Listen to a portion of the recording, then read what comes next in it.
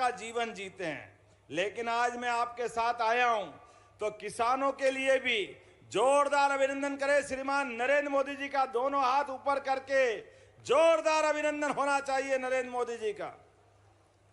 क्या अद्भुत व्यक्तित्व है। माननीय मोदी जी के पहले किसानों के उनके खाते में कोई राशि डाल दे ये बड़ा मुश्किल था, लेकिन मोदी जी ने कितने सारे क्षेत्रों में काम किया है।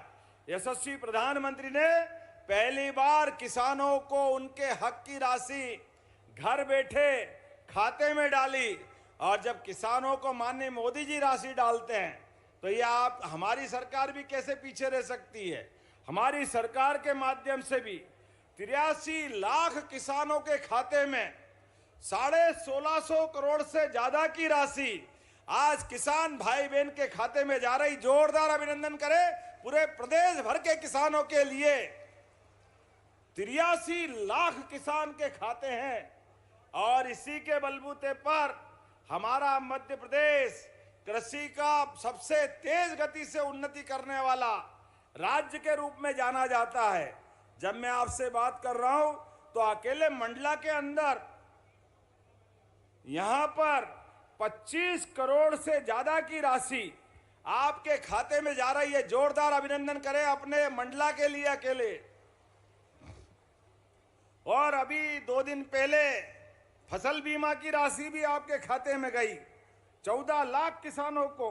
और उससे आगे भी मैं जब देख रहा हूं तो आज यहां किसान कल्याण निधि डालने आए, लेकिन इसके साथ साथ लगभग 106 करोड़ की लागत के 41 अलग अलग विकास कार्य जिनका भूमि पूजन और लोकार्पण दोनों हुआ। जोरदार अभिनंदन करें पूरे विकास कार्यों को लेकर के।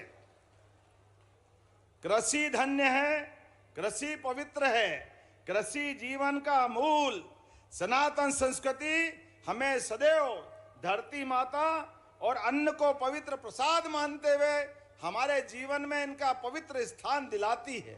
आज जब मैं आपसे बात कर रहा हूं तो जब हम अपने अन्न देवता मां अन्नपूर्णा और अन्नदाता की पूजन की बात करते हैं तो अपने आप श्रद्धा से हमारे किसानों की तरफ हमारा ध्यान जाता है, हमारी संस्कृति की तरफ हमारा ध्यान जाता है।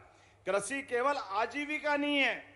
जैसे सीमा पे जवान और खेत में किसान, दोनों की भूमिका एक है। दोनों की भूमिका, जवान जान लगा करके सीमा की रक्षा करता है और किसान जान के बाजी लगाकर अपने तिल तिल करके सूरज देवता के साथ शरीर को पसीने से सुखाते हुए लोगों के लिए अन्न दिलाने का प्रयास करता है, मेहनत करता है।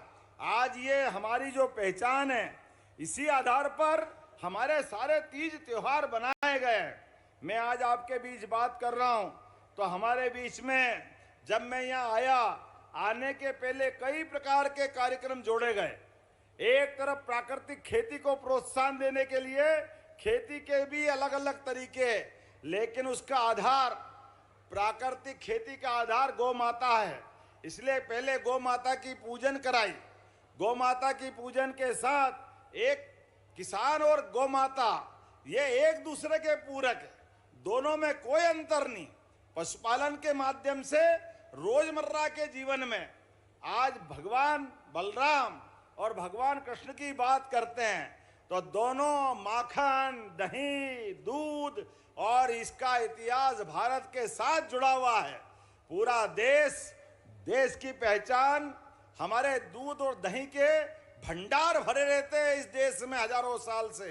यही परंपरा